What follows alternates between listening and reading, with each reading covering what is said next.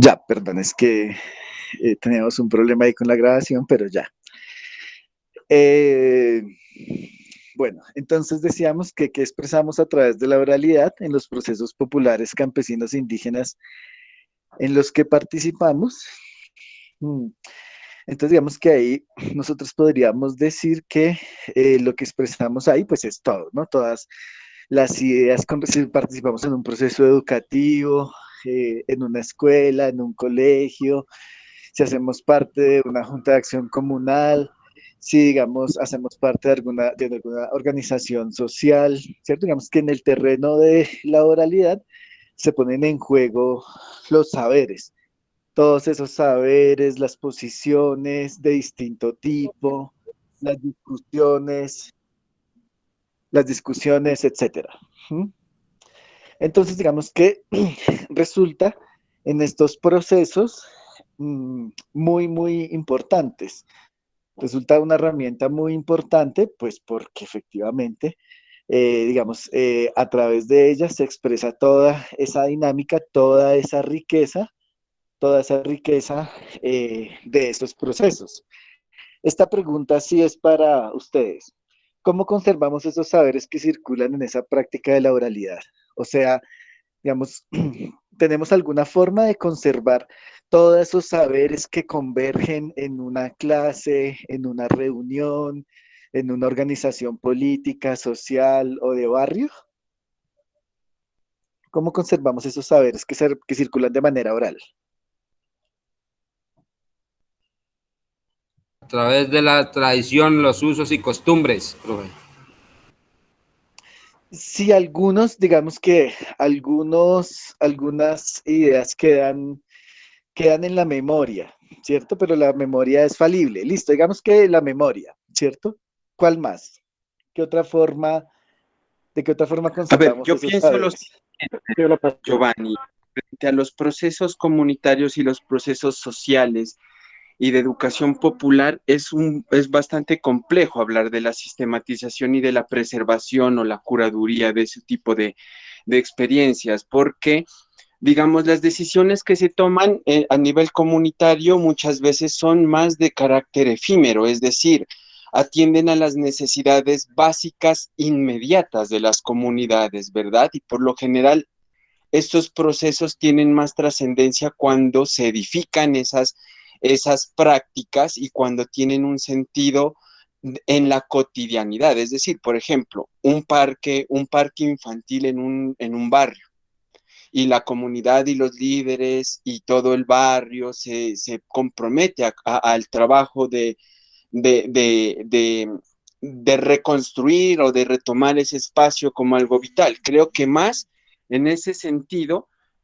eh, eh, en lo comunitario vale más ese tipo de procesos que se legitiman en la cotidianidad de las comunidades que en documentos que sistematicen. Entonces, la pregunta más bien sería, no es cómo conservamos, sino qué procesos nosotros desde la pedagogía le podemos aportar a ese tipo de comunidades para que realmente se empiece a pensar en la importancia de la memoria histórica de estas comunidades, ¿verdad? Entonces pienso que ahí, porque por ejemplo, en la experiencia que tengo trabajando con comunidades indígenas y con las comunidades, por ejemplo, de barrio, en la experiencia de lo comunitario, resulta que es más efectivo que nos comprometamos a hacer acciones de lo cotidiano que en proyectar, bueno, vamos a hacer una investigación sobre el tipo de pensamiento y entonces vamos a teorizar sobre esto. Es como lo que yo en el momento puedo ir deduciendo, pero más adelante. Mucha mala conexión, no se escucha entrecortado. Gracias. Yo lo escuché bien, no sé si el resto lo escuchó bien, Magola. Pido la palabra. Tal vez yo lo escuché bien. Dale, sigue. Bueno, yo escuché bien.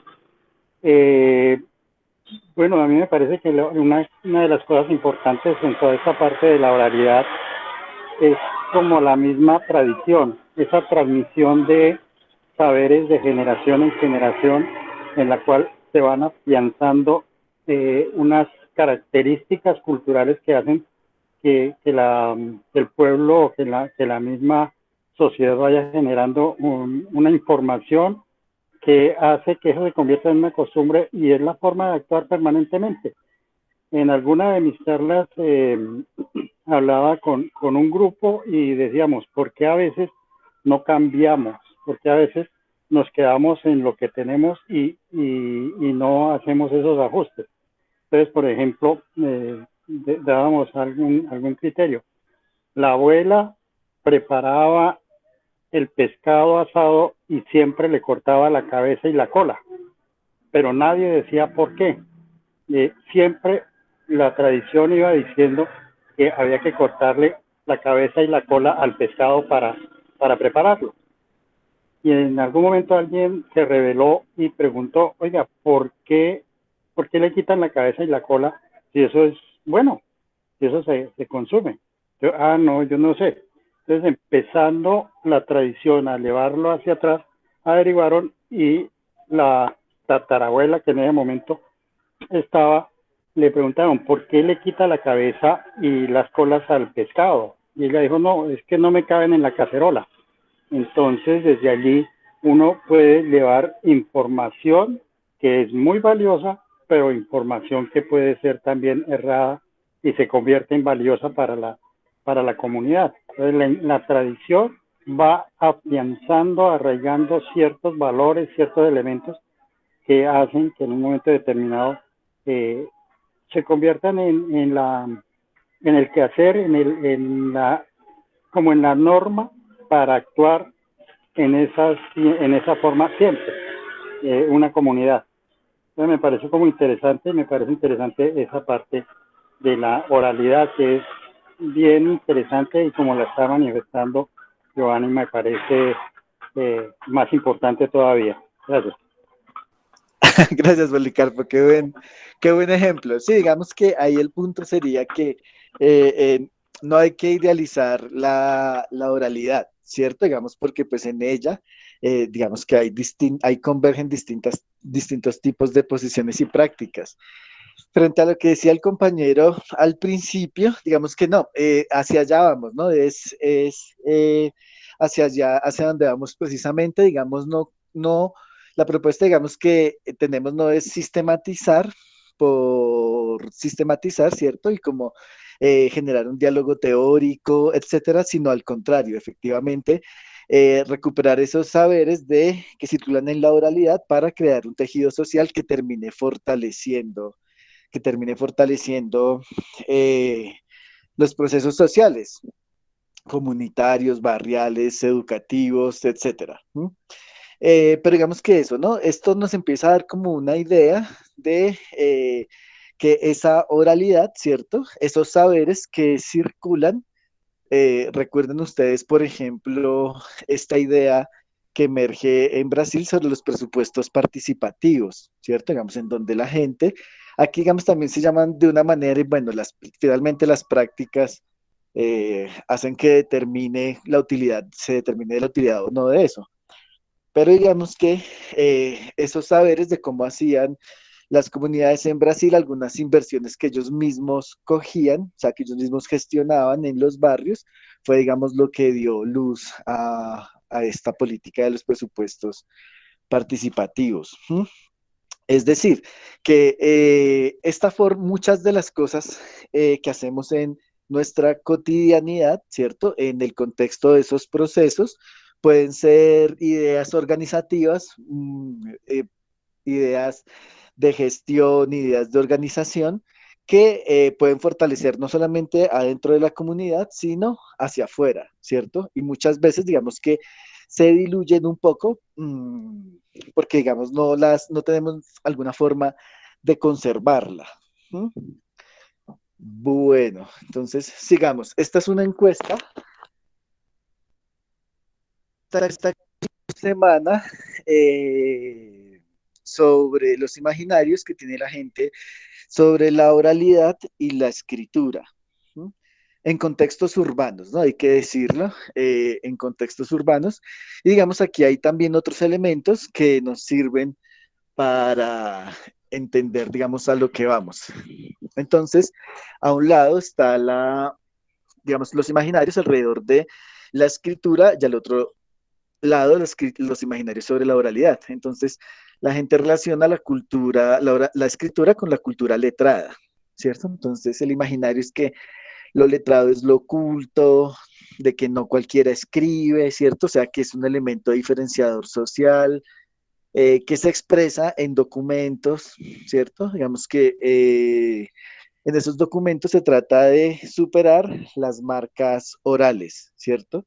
Entonces uno a veces como profesor insiste en que no escriba como habla, ¿cierto? Por ejemplo. Y digamos que esta dinámica de la escritura tiene que ver con la educación, ¿cierto? En que es necesario pasar del oral a lo escrito, de que hay profesionales de la escritura, ¿cierto? Que tienen cierto prestigio, etcétera. Entonces, digamos que eso revela esa encuesta, ¿cierto? Con la gente que encuesta en octubre del año pasado, sobre la idea que se tiene en lo urbano sobre la escritura. ¿Mm? Ahí hay una idea, digamos, que hay que resaltar y es esto, digamos, que es necesario pasar de lo oral a lo escrito, ¿no? Digamos que es como una cosa que que asumimos muchas veces, ¿cierto? Entonces, listo. Del otro lado está estos imaginarios, que recuerden que no son imaginarios, digamos, ideas que la gente tenga únicamente en su mente, sino que se concretan en las realidades, ¿no? O sea, digamos, esas ideas hacen que la gente desarrolle acciones que terminan por constituir la realidad. Entonces, en la cultura oral, entonces digamos que el imaginario es que la cultura oral es lo popular, ¿sí? Que cualquiera pues está en capacidad de hablar. Si de este lado es la cultura letrada, de este lado es una cultura oral, que también puede ser efímera. Si de este lado está el documento, de este otro lado está la palabra. Si de este lado la cultura letrada está lo educado, de este otro lado está la educación, ¿cierto? Está el imaginario de no tener mucha educación, ¿cierto? Y hablamos ahí, digamos, de una educación formal, ¿no? Digamos, esto es revelador porque indica efectivamente en esos escenarios urbanos cómo es valorada la oralidad. Entonces dice que es una práctica anterior a la escritura y que entre más se lea, mejor se habla, ¿cierto? Digamos que uno podría decir que lo que hay aquí es efectivamente una mirada prejuiciada sobre la oralidad, ¿cierto? En donde, digamos que se piensa la oralidad en relación con la escritura, ¿m? Como algo más complejo, no la oralidad en su lógica propia, ¿cierto? Con sus propios dispositivos, con sus propias intenciones, etcétera, sino que se piensa la oralidad pues como un asunto, decíamos, de distinción social, ¿m? Entre otras cosas que tienen que ver con las posibilidades de educación, pero también, digamos, Profe, con la escritura de libros. Señor. es que por lo general en la escritura se lo converge como algo más racional, ¿sí? Y en cambio en la oralidad se lo entiende como algo más emocional. ¿Por qué? Porque mucha gente dice es que esta persona como piensa, habla, ¿sí? En cambio en la escritura usted es más racional. ¿Por qué? Porque va a quedar un escrito, va a quedar un lugar donde está asentado lo que usted ha descubierto o lo que usted usa o lo que tiene que viene manejando en su saber. Entonces es esa como una de las grandes diferencias y lo que yo le hablaba hace rato. Entonces por eso es que el saber a través de los usos y costumbres es que se manifiesta. Entonces el problema ha sido nosotros, por decir los latinos ante todo, somos más que todo de como se habla de una cultura oral. ¿Por qué? Porque casi no se han hecho registros. Por decir, últimamente se descubrió el calendario maya, es uno de los más exactos, el centro de la Tierra, digamos, donde se dice que es en el Ecuador, donde está ubicado el montículo este que define supuestamente la línea ecuatorial, por ahí no es. Los indígenas sí ya lo habían localizado, pero lastimosamente no habían registros escritos que determinaran eso, pero sí en la oralidad se lo sabía, ¿sí? Por decir, por ahí hay un escrito no me recuerdo de un indígena de si es de nombre o apellido Livio, entonces que él retoma todas esas cosas. Entonces ahí se da cuenta que lo uno es de lo emocional y lo otro es más de lo racional, de lo lógico, donde se habla pues como se dicen, con mesura y concienzudamente de lo que se está expresando para no causar de pronto algún daño o perjuicio. Entonces, en cambio, en la oralidad usted, como dicen, como se le vino a la cabeza, así lo soltó y no medita en qué consecuencias traerá esa tradición. Por eso es que a veces hay tradiciones que a usted le enseñan, pero si se da cuenta, a veces no es que sea tan buena, sino que por tradición se lo hace. Sí, bien. ¿Alguien más quiere comentar algo de esta parte?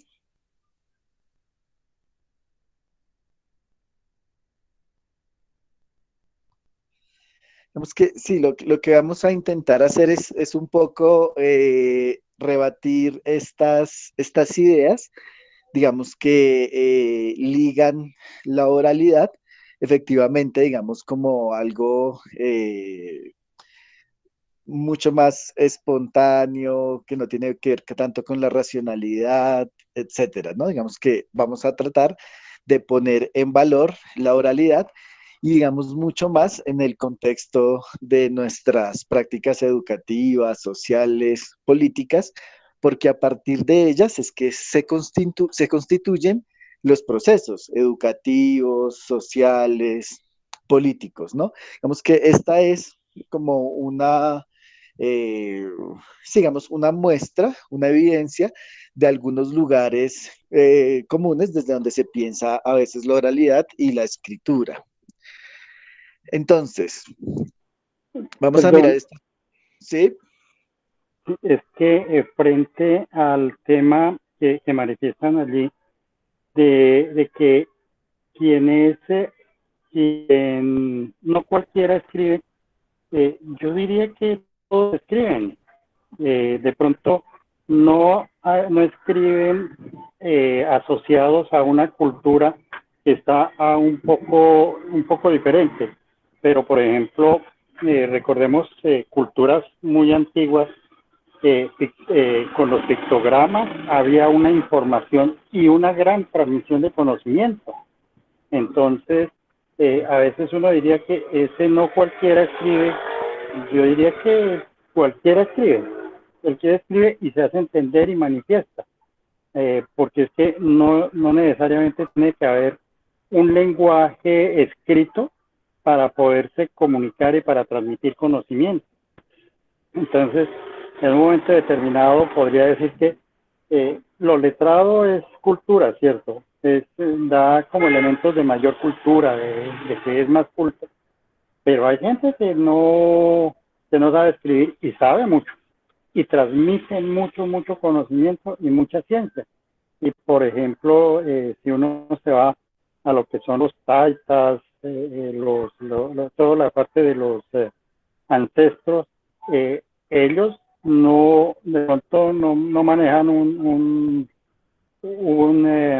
dialecto o no manejan una lectura permanente, o manejan una lectura diferente, que es la lectura de la naturaleza, que es la lectura de las costumbres y cómo las van convirtiendo en ciencia, sin necesidad de ser lectores de un tipo de escritura o de lenguaje.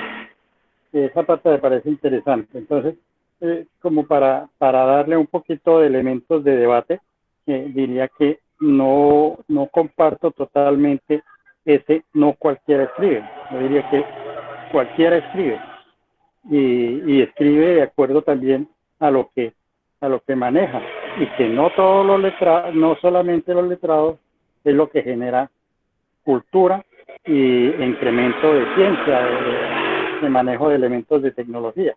Entonces, como para comentar y presentar al debate. Gracias.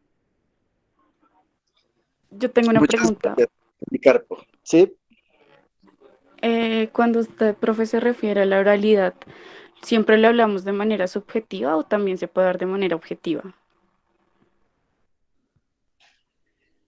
Digamos que más que sobre lo subjetivo y sobre el objetivo, las distinciones que hay es sobre lo individual y sobre lo colectivo, ¿cierto?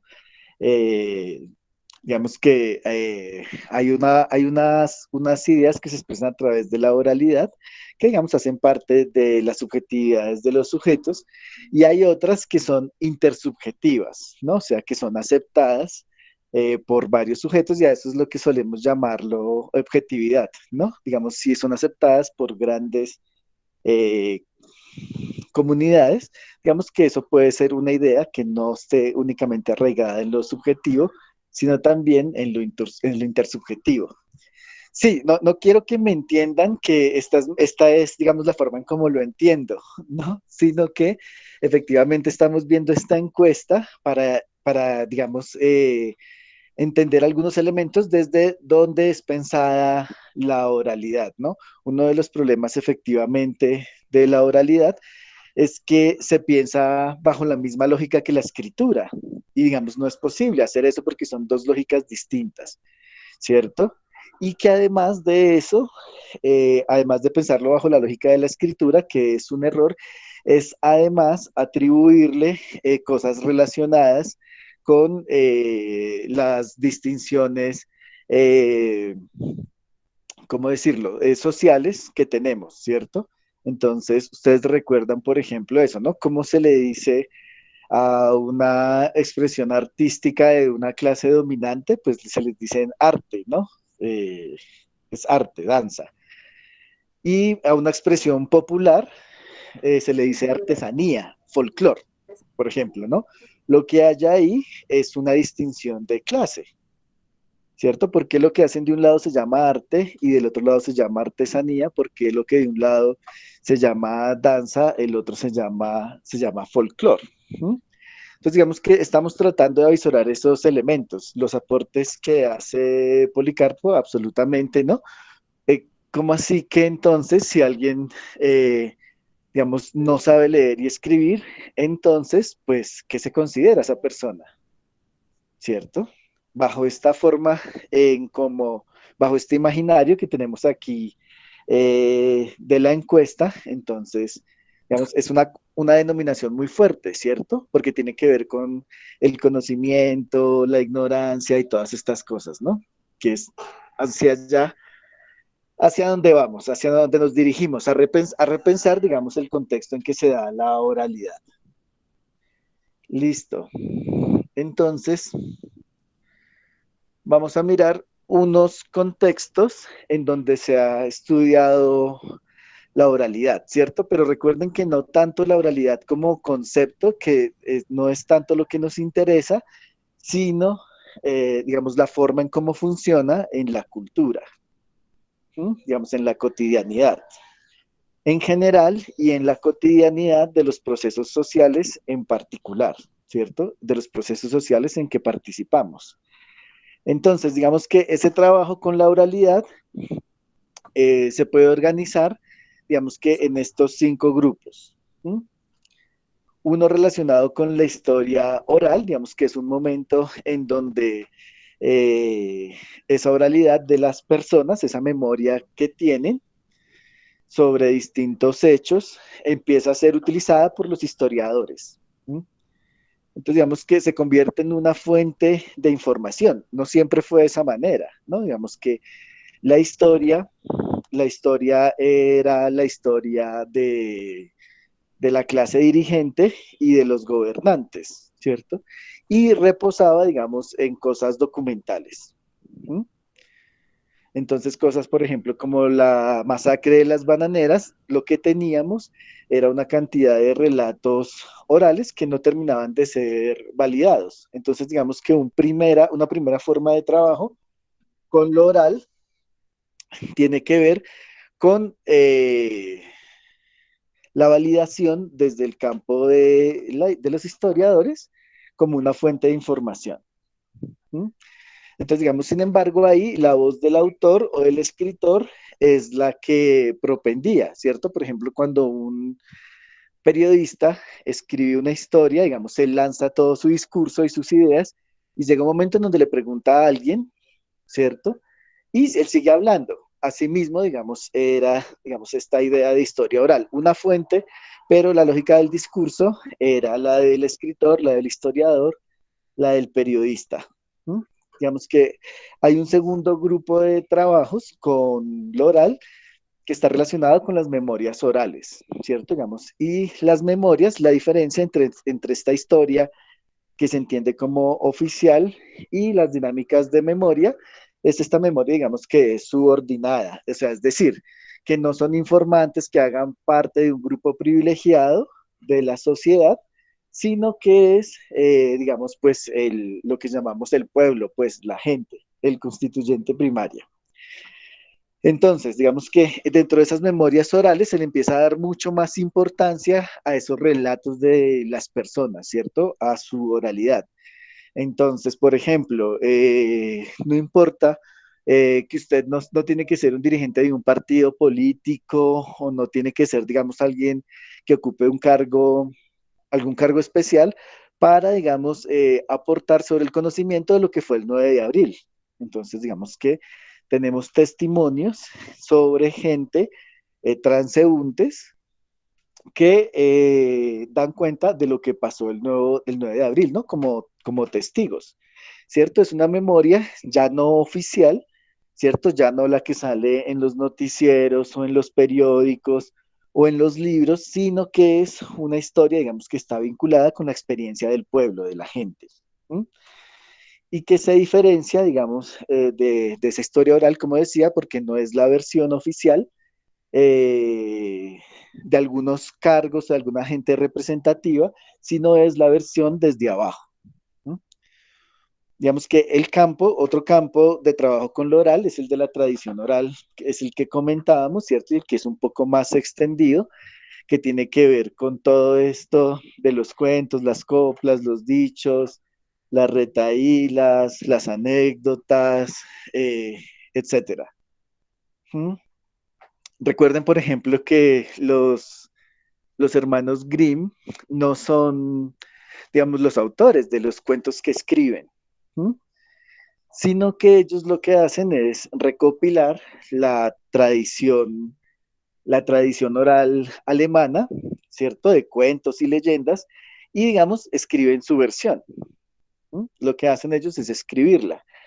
Es como si alguien, digamos, no sé, como si Rafael Pombo o Gabriel García Márquez hubiera recogido todos estos mitos que tenemos sobre el Moán, la patasola, el monje sin cabeza, y hubieran escrito una versión, ¿no? Digamos que eso es mucho de lo que pasa con la tradición oral, que a veces es apropiada, ¿no?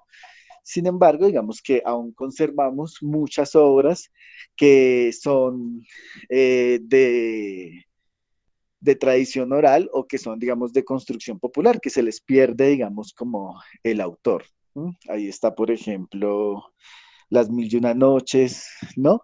Digamos que fue una tradición, fue una tradición oral que se escribió y finalmente, digamos, no se le atribuyó autor, pero en muchas de las ocasiones esa tradición oral, digamos que tiende a apropiarse, ¿no? Digamos que sobre todo en las universidades y en el contexto de la academia se ve mucho, digamos, como esa apropiación que se hace. Hay unos ejemplos vergonzosos, por ejemplo, de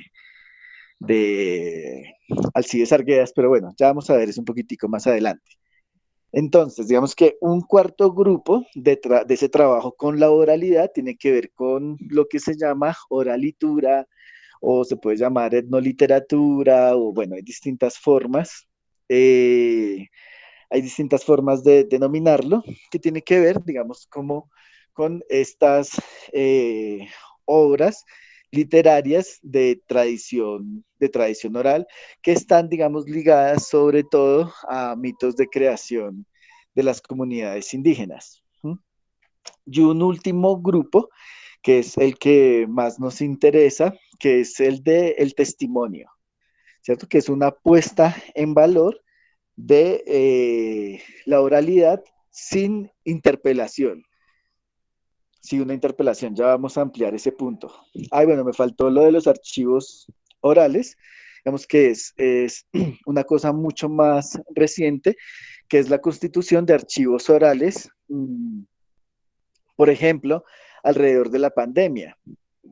Nosotros, digamos, algunas personas de las que estamos aquí, participamos en un proyecto que hizo una universidad eh, en la constitución de un archivo oral alrededor de la pandemia. Entonces, lo que se hizo ahí fue recoger el audio, hacer una transcripción y entregársela a la universidad para constituir, digamos, ese archivo oral en donde hablaban amas de casa, el señor de la tienda de la esquina, el vecino de la carnicería, el indigente, el habitante de calle, perdón, la gente, digamos, que estaba en los hospitales, ¿cierto? Digamos que era una puesta en valor también de esa oralidad. Esos archivos orales, sin embargo, tienen un problema y es que la persona que ofrece su testimonio, digamos, suele perder el rastro a su propio testimonio o al testimonio de los demás. Es decir, yo, por ejemplo, digamos, recogí testimonios del señor de la carnicería, ¿m?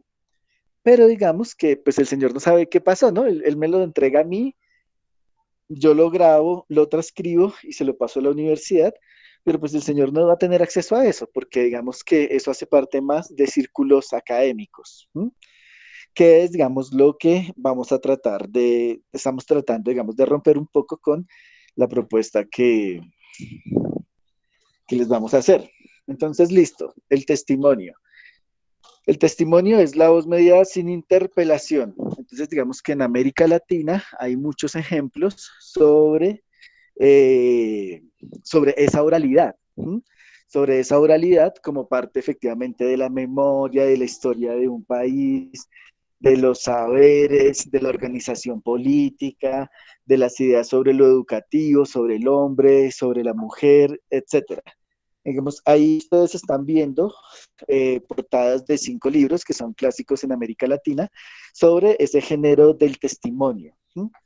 Entonces, ese género del testimonio no está interpelado ya por el historiador o por el periodista de una manera directa en el texto, ¿cierto? Sino que es el testimonio de principio a fin de una persona.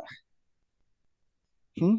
De una persona, digamos, por ejemplo, el de Wilca es un campesino peruano, ¿cierto? El segundo es de una mujer en las minas de Bolivia, ¿no? Que se llama precisamente Si me permiten hablar. El tercero es el libro de Rigoberta Menchú, de Mi nombre es Rigoberta Menchú y así me nació la conciencia, y bueno, etcétera. ¿Mm?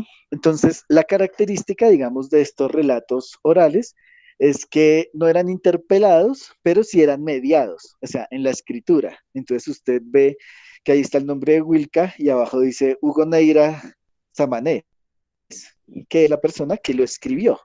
Es la voz de Wilca, pero digamos que mediada por la escritura de Hugo Neira, o sea, quien transcribió, quien hizo una corrección de estilo, etcétera. Lo mismo la otra, la de Domitila, entonces pues es Domitila quien usted escucha o lee mejor cuando entra en el libro, pero digamos que la transcripción, la escritura, todo el asunto de estilo lo hizo Moema Bieser. Y así, digamos, en los otros. ¿M? Bueno, a excepción del de Omar Cabezas. Entonces, miren, digamos que hay un giro, ¿cierto? De un interés académico, ¿cierto? Mm, académico que tiene que ver mucho más,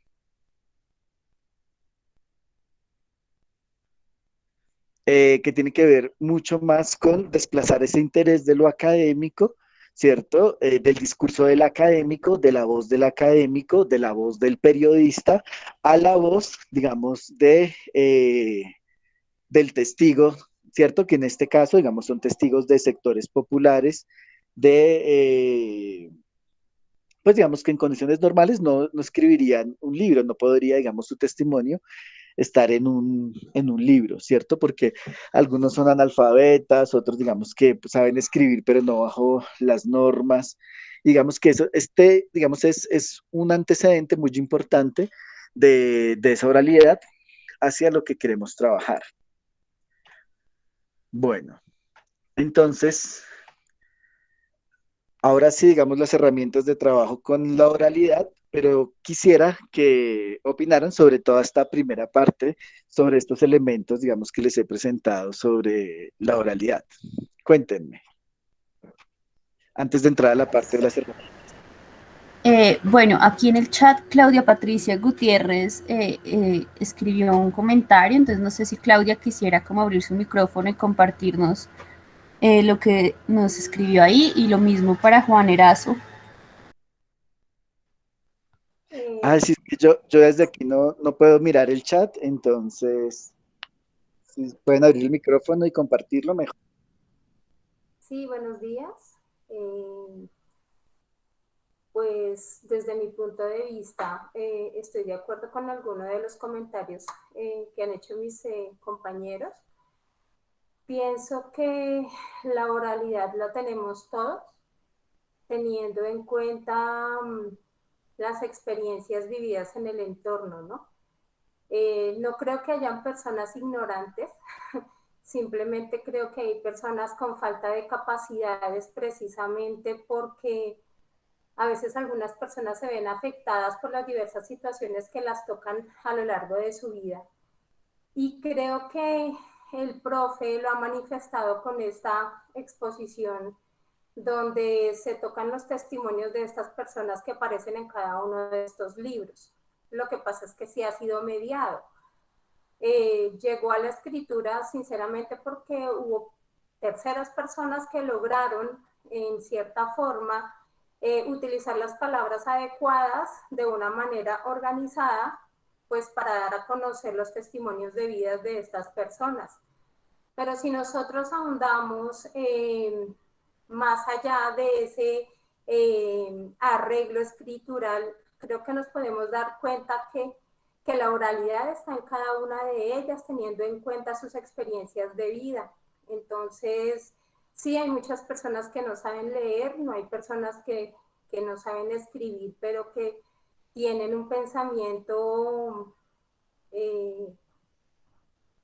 mucho mejor que otras personas. O sea, sus testimonios de vida dan fe de ese conocimiento que ellos han tenido con base en las experiencias del entorno, pero que no pueden transmitir simplemente porque no tienen el don de la palabra y de la escritura.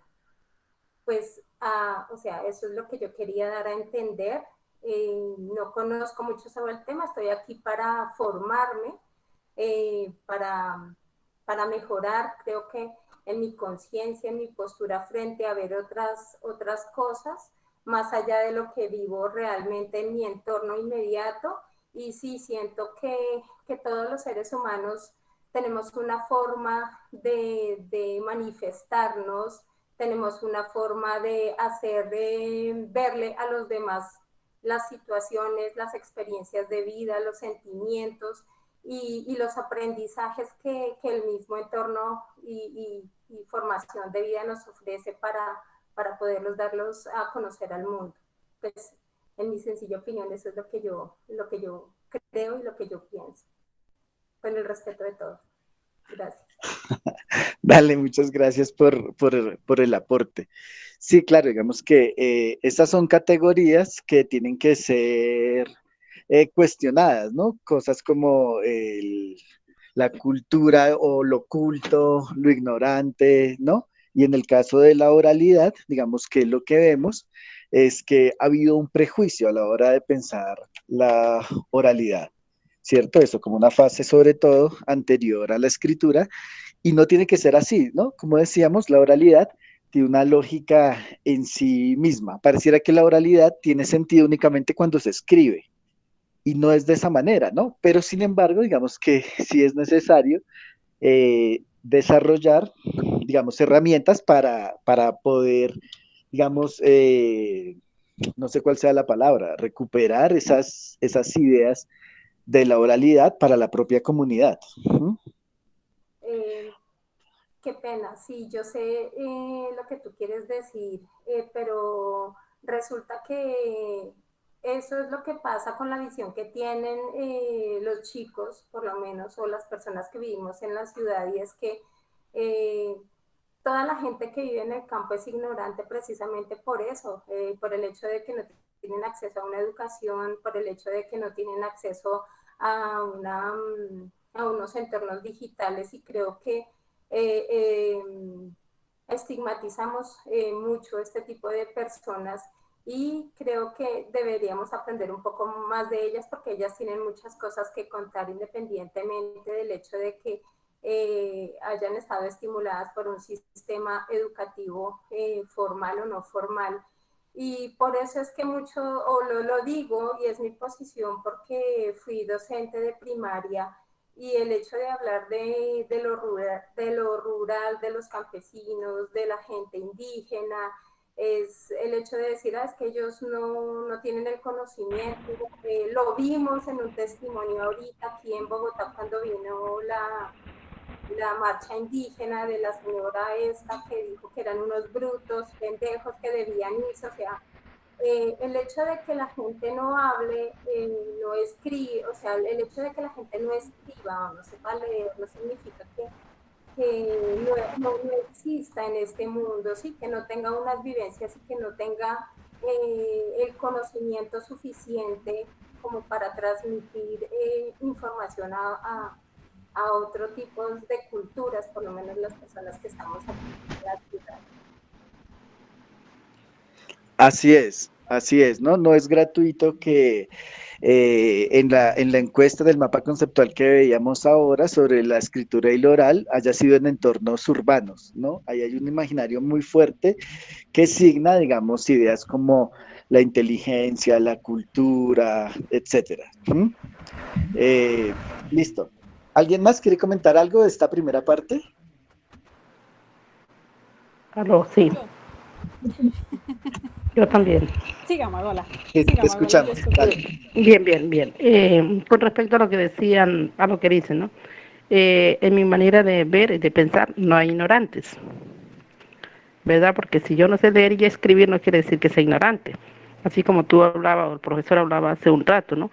Hay mucha gente campesina, indígenas, nuestros hermanos indígenas, no son ignorantes, son más inclusive inteligentes que muchos de nosotros que somos supuestamente preparados, que hemos ido a la universidad, que hemos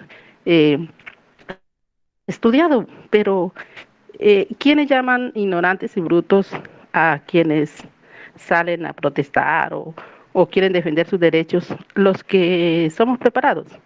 Entonces es una, ¿cómo diría yo? Es un sello, un calificativo que le estamos poniendo a la gente del campo, que son ignorantes. No, la gente del campo no es ignorante. Y mis raíces son campesinas, por supuesto, por eso defiendo mucho esta parte. Hay muchos campesinos que no saben leer ni escribir, pero saben sumar mejor, saben interpretar mejor las cuestiones de lo que los rodea, se expresan muchas veces mejor que uno. Entonces, eso que dicen que hay gente ignorante, no existe. Para mí no existe gente ignorante. Eso quería aportar. Muy bien. Gracias, Magola. Sí, Bueno. claro, uno podría pensar, por ejemplo, sobre qué sabe alguien de ciudad frente a la agricultura, frente a leer la tierra, frente a leer los momentos de siembra o frente a la selva, ¿no? Digamos, claro, porque por supuesto, digamos que lo que hace un campesino o un indígena tiene unos saberes que le permiten leer su entorno efectivamente de una manera distinta, pero también, digamos, lo otro está muy presente en la mentalidad, digamos, de la gente. Sí. Así Hola. es, puede ser que sea analfabetismo, sí, ¿verdad? Pero no ignorancia. Esos dos términos hay que saberlos interpretar, porque analfabetismo, sí, mucho analfabetismo, por supuesto, se ve en el campo, porque no tiene la gente posibilidades, porque el mismo gobierno no le facilita los medios, que el docente que vaya al campo. Muchos docentes inclusive hoy en día les sale un trabajo en el campo y ya no quieren ir allá porque no se sienten bien, ¿verdad? No se sienten bien en ese medio. Entonces, es el analfabetismo, eso sí predomina en la gente del campo, por supuesto. Sí, bueno, mi intervención es Gracias. frente al tema de la ignorancia, de la falta de conocimiento, ¿no? Pues yo creo que también es entender un poco como el significado de las palabras, ¿no? Porque pienso yo que hay muchas cosas que las personas de la ciudad no conocen del campo y por eso también las limitan, como que limitan su apreciación y simplemente se dejan llevar por unos supuestos, que es lo que de pronto nos ha hecho falta de ser más claros en ese conocimiento. Y yo creo que ese es el trabajo que debemos hacer pues nosotros como de alguna manera buscando educar a la población que está cerca de nosotros y que logramos acceder a ellos, es eso, que tengamos claro que los conceptos de las palabras, las definiciones de las palabras, porque ignorante no es que sea bruto, ignorante es una persona que ignora la información, que no la conoce. Y yo puedo ser del campo y puedo ignorar muchas cosas citadinas, como puedo ser de la ciudad, e ignorar muchísimas más cosas del campo. Pero no quiere decir que el conocimiento del uno del otro sea superior. Yo creo que todos venimos del campo y la evolución viene desde ahí, ¿no? Entonces ahí es que aprender a entender como esos conceptos y a respetar como las tradiciones y de dónde venimos. Es como también enseñarle eso a los jóvenes para que de alguna manera lo manejen mejor. Gracias. Listo, gracias, Francis. Sí, tal cual, digamos, creo que todos estamos de acuerdo en eso, ¿no? Y digamos que nosotros pensamos que eso, precisamente, el rebatir esas ideas que se tienen frente a lo rural y frente al campo, frente al conocimiento, frente al saber, pasa por, digamos, poner en valor la oralidad, ¿cierto? Pero no únicamente, digamos, con charlas y con conferencias, sino con prácticas que tienen que ver con, por ejemplo, la creación de archivos orales, pero con otras características. Entonces, miren, digamos que eh, la propuesta de trabajo, las herramientas de trabajo con la oralidad que creemos pueden servirnos a todos. ¿Mm? Ah, bueno, primero, antes, digamos, de entrar a estas herramientas de trabajo, quisiera leer dos citas muy pequeñitas de un trabajo que hacía Manuel Zapata Olivella y Delia Zapata Olivella, estos gigantes, pues, del trabajo con comunidades, en donde dice, tampoco se ha utilizado la grabadora magnetofónica para recoger los testimonios orales de ancianos analfabetos utilizando una grabadora RCA Victor más pesada que un baúl de pirata cargado de tesoros. Dos asnos como colaboradores indispensables e inseparables. Uno para cargar el pesado artefacto magnetofónico y otra el motor acondicionado con 100 metros de cables para que su ruido no interfiriera las voces de los informantes. Desafiar trochas, canoas, riberas, montañas, valles, litorales y selva para llegar a pueblos donde no se conocía ni conoce el fluido eléctrico. La RCA Víctor constituyó una hazaña por su costo. Préstamos a agiotistas y endeudamiento con la firma J. Glotman en Barranquilla y otros tantos para adquirir la planta eléctrica. Entonces, digamos, miren, esto es más o menos la década del 50 y nos cuenta Manuel Zapata y Delia Zapata, ¿cierto? Que ellos se iban con esta grabadora RCA Victor, que es una cosa efectivamente como un baúl, más o menos de 13 kilos, ¿cierto? 100 metros de cable y una planta eléctrica, ¿cierto? Que en ese momento pues eran un poco más grandes y dos burros, ¿no? ¿Cómo habían conseguido ese equipo? Pidiendo préstamos, sacándolo a crédito, etcétera. ¿Mm?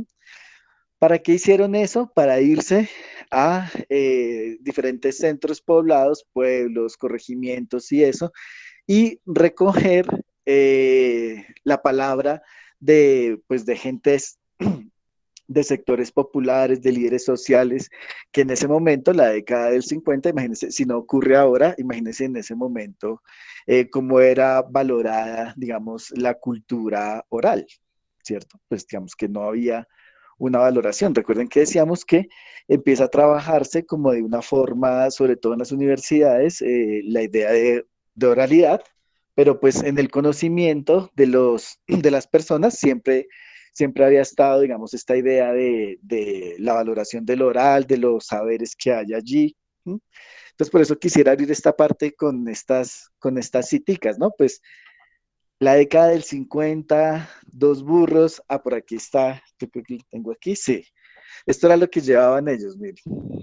Un magnetófono de bobina abierta, una cosa súper pesada, y no se ve tan grande, pero era ciertamente grande y pesada, un motor generador de energía, una planta, ¿cierto? Esto ya es una cosa más moderna, pero era una cosa así, un poquito más grande, 100 metros de cable, porque como hacía tanto ruido, entonces lo colocaban 100 metros lejos para que no interfiriera en la grabación de las personas que ellos entrevistaban, y dos burros que era por en los que cargaban estos equipos para transitar por trochas, por etcétera.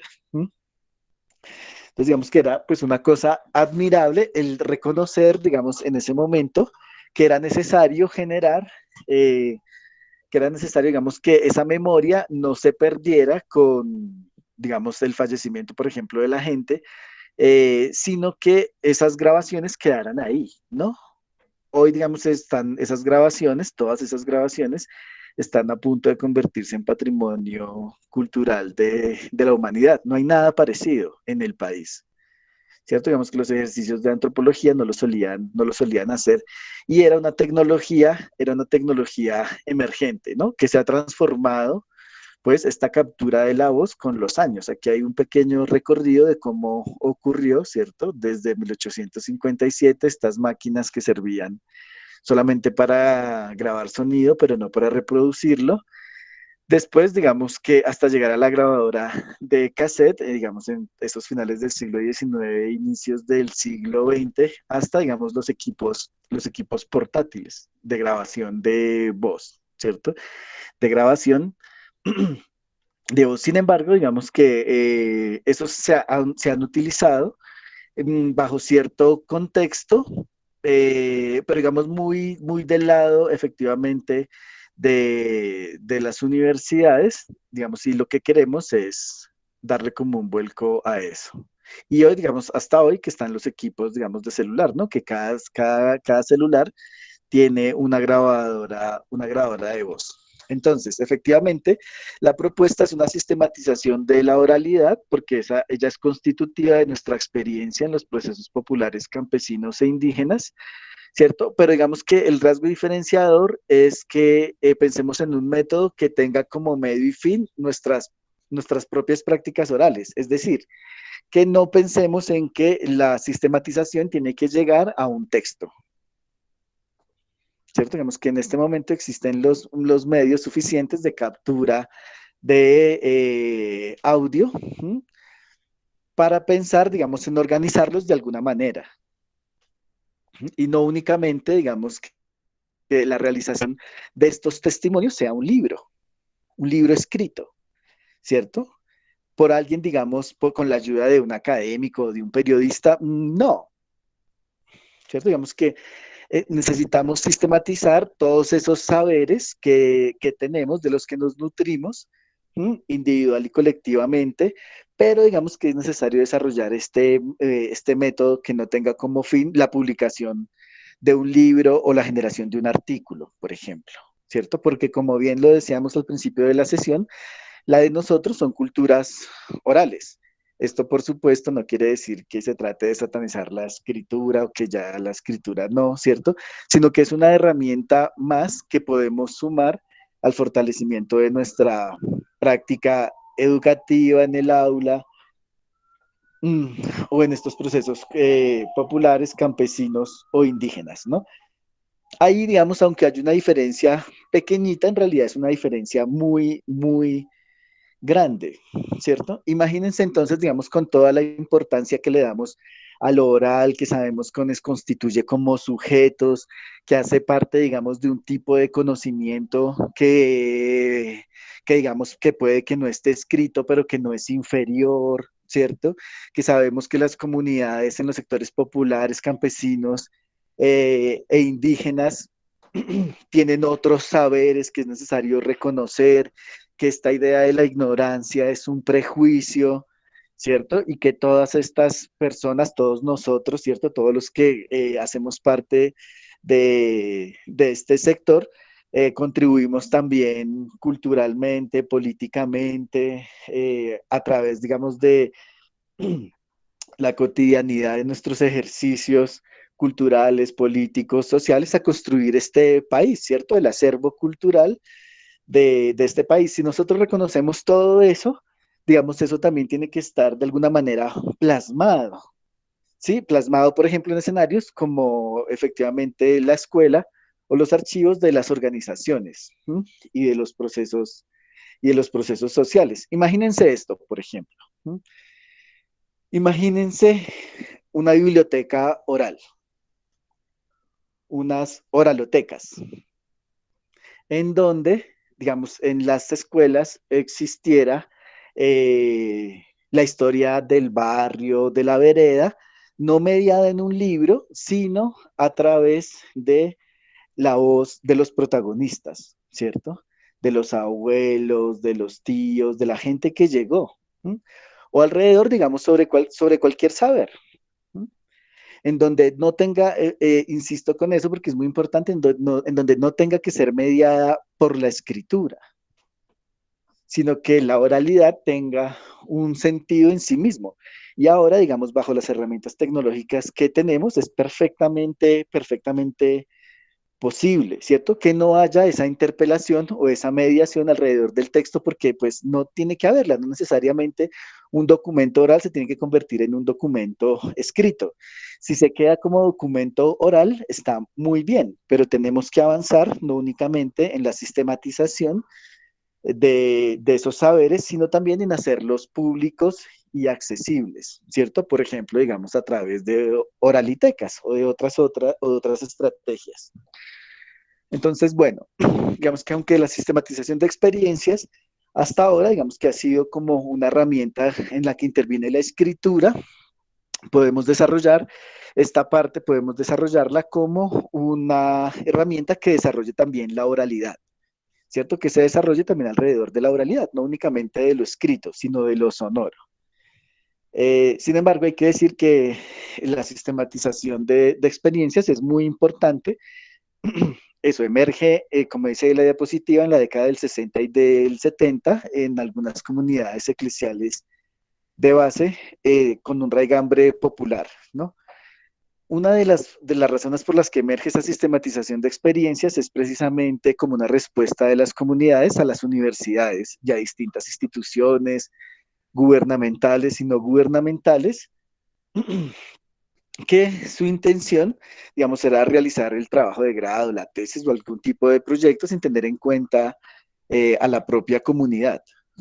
Es una respuesta, entonces, digamos, de las comunidades, todos sabemos que llegamos de las universidades a las comunidades a decir, ay, voy a hacer esta investigación o voy a hacer mi trabajo de grado, y eso no está mal, ¿no? Digamos, un trabajo conjunto, digamos que es cada vez más lo que se impone, está bien, pero digamos que en ese momento, y por supuesto eso sigue pasando, muchas instituciones instrumentalizan a las comunidades. Entonces la sistematización de experiencias emerge como una respuesta a eso y tiene un rasgo muy importante, y es efectivamente que es un método, una metodología, una forma de trabajo que no emerge en las universidades, que emerge en los barrios y que emerge en los sectores populares, ¿cierto? Ese es un rasgo distintivo. Por eso creemos que hablar de sistematización de experiencias es el lugar, digamos, desde donde queremos pensar esto de generar nuevas prácticas orales, ¿no? Hoy hablamos, por ejemplo, de nuevas prácticas en escritura, lo que ha generado las redes y la tecnología, pues digamos que de la misma manera necesitamos hablar de nuevas prácticas orales, ¿no? En donde esa oralidad sea puesta en valor, sea trabajada, se generen instituciones, se generen archivos, se generen oralitecas, etcétera.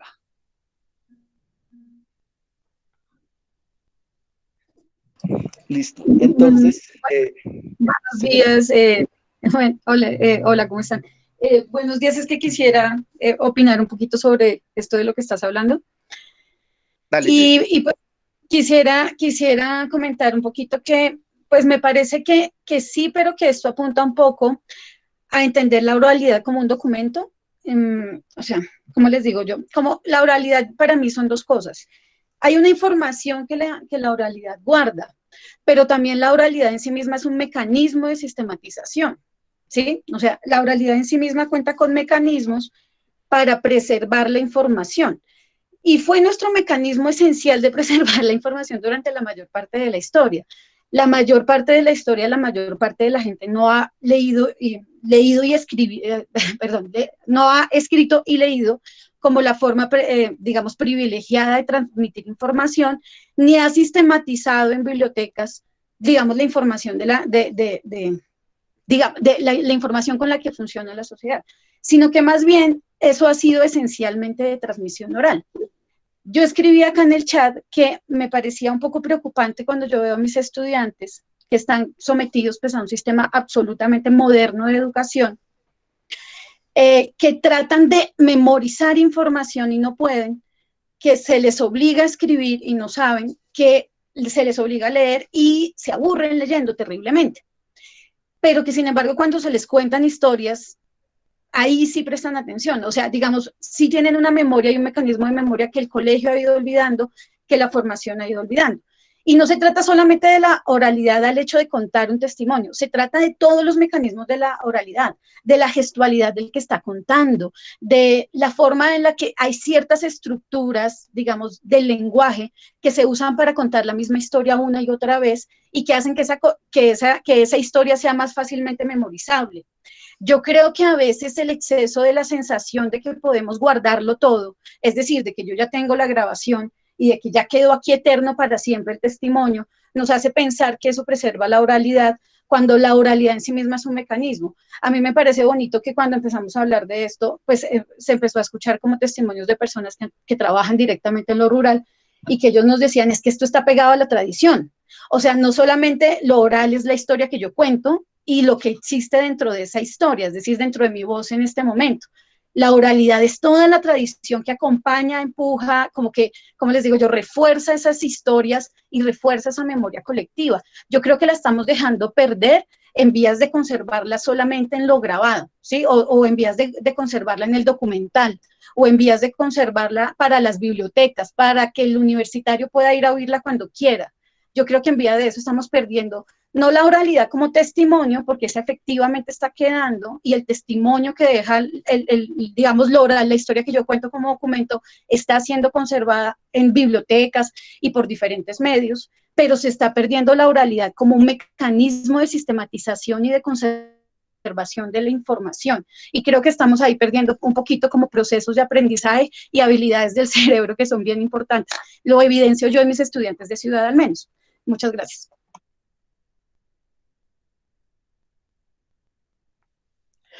Gracias, Judy. Sí, claro. Ay, fue pucha, perdón. Sí, claro, Judy. Sí, no, esto digamos que no pretende de alguna manera reemplazar ninguna de las prácticas, sino al contrario, sumarse, digamos, como una estrategia más.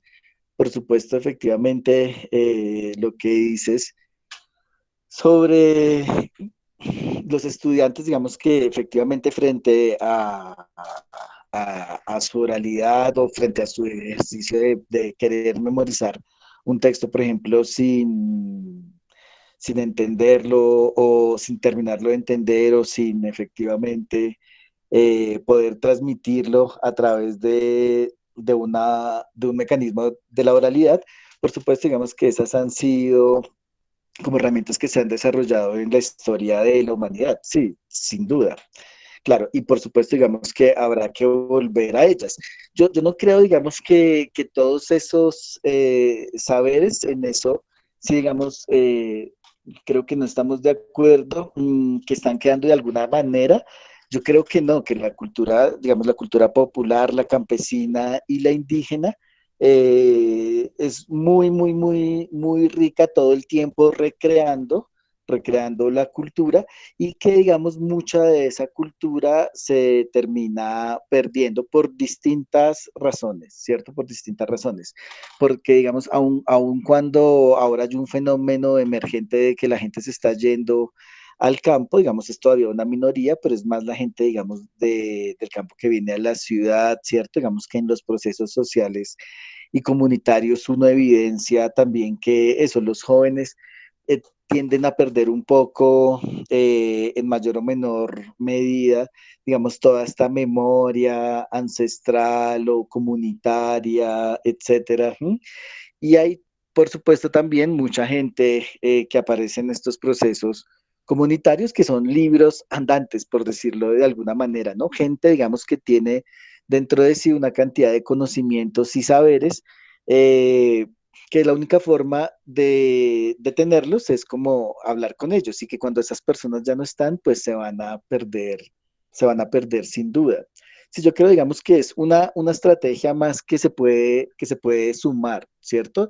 El tener esto, digamos, en bibliotecas, pero no tanto en la lógica del universitario, sino en la lógica de las comunidades, ¿cierto? Que las comunidades y los procesos, eso tengan, digamos, sus archivos orales sobre quiénes son, qué piensan, cuáles son las luchas que se han dado, ¿m? Que efectivamente, como decíamos al principio, es un ejercicio de memoria que no terminamos de tener o que está un poco disperso. Lo que hoy, por ejemplo, es la Casa Gaitán, eh, que administra la Universidad Nacional ahora, iba a ser un museo, iba a ser un museo que se llamaba el Museo de Luchas Populares. ¿Mm? Entonces estaba la lucha por la tierra, la lucha por la educación, o sea, las salas de ese Museo de Luchas Populares era esa, ¿no? La lucha por la tierra era una sala, la lucha por la educación, la lucha por la salud, y era la memoria de todas estas organizaciones y movimientos sociales de barrio, del campo, indígenas, ¿no? Digamos que lograba o lo que buscaba más bien era colocar en un solo lugar mucha de esa memoria vinculada a lo organizacional, ¿no? O a los movimientos sociales. ¿No? Entonces, digamos que sí, sí creemos que esos saberes que circulan a través de la oralidad, pero que le pueden servir también a los docentes, o sea, de una manera colectiva, ¿sí? Pero también de una manera individual, ¿cierto? De reflexión sobre su experiencia. Eh, digamos que se les puede potenciar muchísimo, muchísimo más con cosas, digamos, que ahora tenemos, o con herramientas que ahora tenemos a la mano y que son mucho más sencillas. ¿Mm? Bueno, entonces, eso, si pensamos esto de sistematizar una experiencia a través de la oralidad, ¿qué tipos de documentos orales tenemos? Entonces, pues tenemos clases, conversatorios, talleres, conferencias y sobre todo conversaciones dentro y fuera de los escenarios en que participamos. ¿Mm? Entonces, digamos, uno podría decir, bueno, ¿y qué técnicas de trabajo con la oralidad podemos utilizar? Entonces, hay apuntes orales, ¿cierto? Que nosotros podemos realizar. Nosotros tuvimos una experiencia ya hace unos años en USME, en donde efectivamente lo que hicimos en ese momento, digamos, las aplicaciones y los celulares pues no estaban para nada extendido como estaban hoy, entonces lo hicimos con grabadora y digamos que lo que se compiló ahí fueron todos estos apuntes orales de la gente antes de los procesos, durante los procesos y después de los procesos, ¿no? Y fue de una riqueza tremenda porque, digamos, eso, ¿no? Son las voces que, por ejemplo, en este caso participaban alrededor de un curso de análisis de contexto en ese momento, y de un trabajo comunitario que hacíamos en USME sobre sus sentires, sobre cuál es el lugar que le daban a la educación, sobre, etcétera. Y eso, digamos que se convirtió, eso era semestral, ese se convirtió en el insumo del siguiente curso. Entonces, lo primero que hacía la gente era escuchar ese audio, ¿no? De los participantes anteriores, de la gente que participó como tutores, y digamos, te escuchaba sus reflexiones, ¿no? De por qué estaban ahí, de con qué estaban de acuerdo, de por qué no estaban de acuerdo, y entonces emergían todas las posiciones, muchas posiciones. Había gente, por ejemplo, que decía que no estaba de acuerdo porque eso le sonaba un poco como a guerrilla, etcétera, ¿no? Pero eso, digamos, transformó la experiencia, toda esa oralidad, digamos, comprimida en un archivito, ¿cierto? Porque claro, no se trata de guardarlo, sino de hacer esa memoria viva, de utilizarla. Ese archivo en la experiencia inicial de esos otros participantes, pues fue definitiva, fue definitiva. Hoy, digamos, cuando escuchamos esos archivos, además, digamos que, claro, seguimos desarrollando lecturas, las formas de organización de ese momento, lo que pensaba la gente, lo que estaba ocurriendo en el país en ese momento, y fue una cosa muy sencilla, ¿no? Que era, haga apuntes orales, ¿no? Seguramente uno no tiene el tiempo de sentarse diariamente a escribir, ¿cierto? A escribir, ¿tá? Por distintas razones, pero hacer un apunte oral es muchísimo más fácil, ¿no? En la aplicación que usted quiera, que utilice para comunicarse o en el software que tiene el celular, usted puede poner a grabar. Puede hablar sobre su experiencia en el contexto educativo, comunitario, campesino, indígena, sobre su experiencia comunitaria o su experiencia en un proceso educativo y puede hacer un apunte oral de 1, 2 o 5 minutos, ¿cierto? Y las va compilando. Y después puedes seguir trabajando sobre esos audios, ¿no? Que es, digamos, como esto siguiente, que son los instrumentos, ¿no? Entonces, estos instrumentos de grabación y almacenamiento de archivos orales en aplicaciones o en grabadoras, en los casos donde no hay internet, ¿no? Por supuesto, digamos, hay zonas del país donde no hay internet, y entonces las grabadoras, todo este desarrollo, digamos que sigue siendo importante ahí. Entonces nosotros digamos que hablamos de 5 momentos. Qué El pena, primero, es que dio la palabra hace ya como 10 minutos. haz que no estoy viendo el oral, el chat, Fernanda, dale.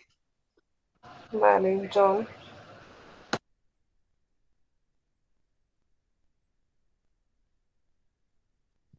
Gracias, buenos días, ¿me escuchan? Quisiera saber si me escuchan. Sí, sí, sí. Sí, señor, sí.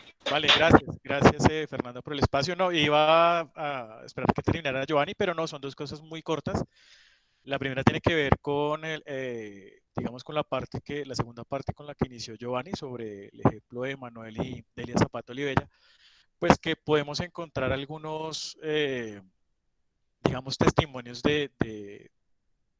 no sé de pronto cómo decirlo, de autores o periodistas contemporáneos como Alfredo Molano, inclusive Ariel Ávila, y alguien, de pronto un nombre muy polémico como lo es Salud Hernández, ¿sí?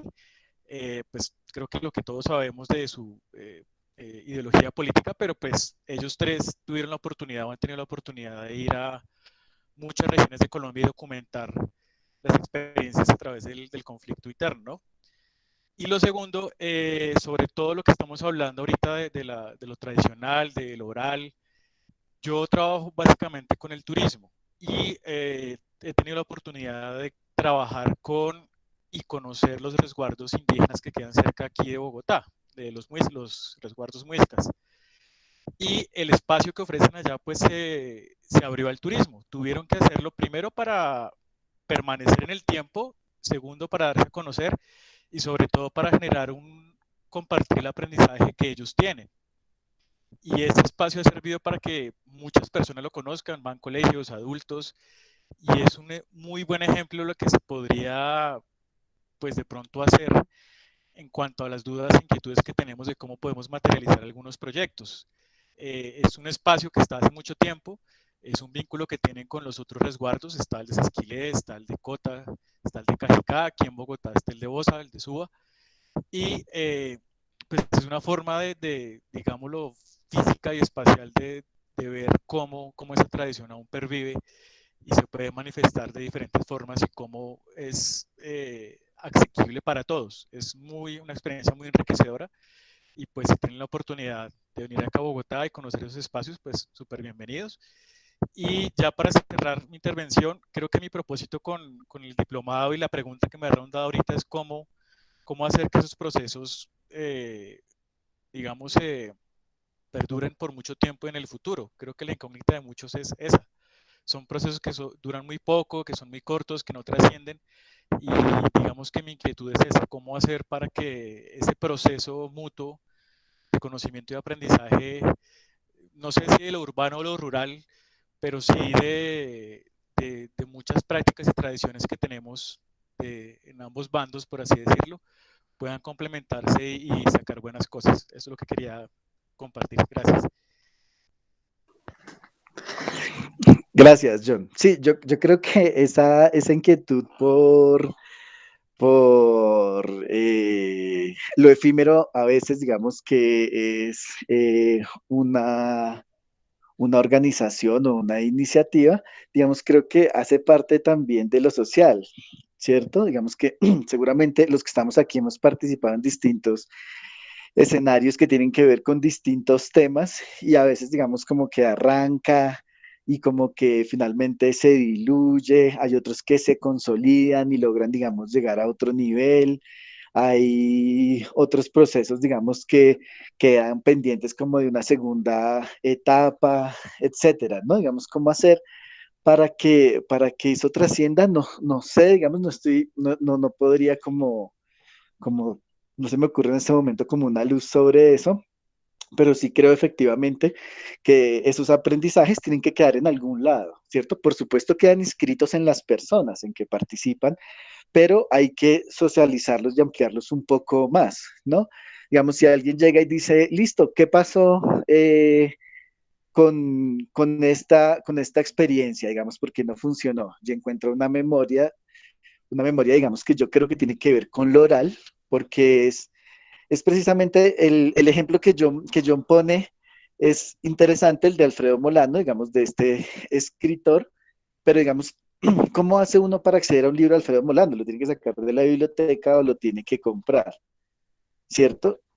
Digamos, ahora con esta potencia de las redes sociales, ¿cierto? Si tenemos testimonios comunitarios, si se crea una cultura, digamos, de lo oral, ¿cierto? No únicamente, sino como digo, es una herramienta más, pues entonces empezarían a circular, digamos, estos testimonios, estas historias alrededor de lo oral, ¿no? Así como todo el tiempo estamos compartiendo información por redes sociales, ¿cierto? Se podría uno encontrar un librito escrito, no, un librito, digamos, pero en formato oral, no un audiolibro, que es distinto, ¿cierto? Un audiolibro está la obra escrita y se graba, ¿cierto? No, estos testimonios de todo Colombia, de San Andrés a Leticia, de los Llanos, a Urabá, si no se pudiera encontrar ese tipo de documentos en las redes sociales, seguramente serían mucho más accesibles en la voz de sus protagonistas, ¿cierto? Claro, lo que hacen los escritores, los periodistas como Molano, Pedro Claver Telles, Germán Castro Caicedo, es una cosa, digamos, pues increíble, ¿no? Y que tiene, por supuesto, un valor muy alto a la hora, digamos, de visibilizar las voces de muchos campesinos, indígenas y del pueblo en general en el país, pero ahí creo, digamos, que puede haber un problema de acceso, ¿no? Es más difícil, digamos, que un pelado pueda leerse un libro de esos, a que si lo escucha, ¿no? Digamos, con la voz de su protagonista, ¿cierto? Se escucha a alguien de la costa, alguien del llano, alguien, etcétera. Bueno, pues muchas gracias a John por la intervención. Entonces, bueno, les compartía que, digamos, nosotros pensamos como en cinco momentos a la hora, digamos, de este trabajo con la oralidad. Una es como una generación del diario de campo oral, ¿cierto? Que uno puede abrir un grupo en WhatsApp individualmente. Bueno, no tiene que ser WhatsApp, ¿no? Puede ser cualquiera de las plataformas que haya. Hay como 10 plataformas, ¿sí?, de trabajo en audio, o como les decía, con el del celular.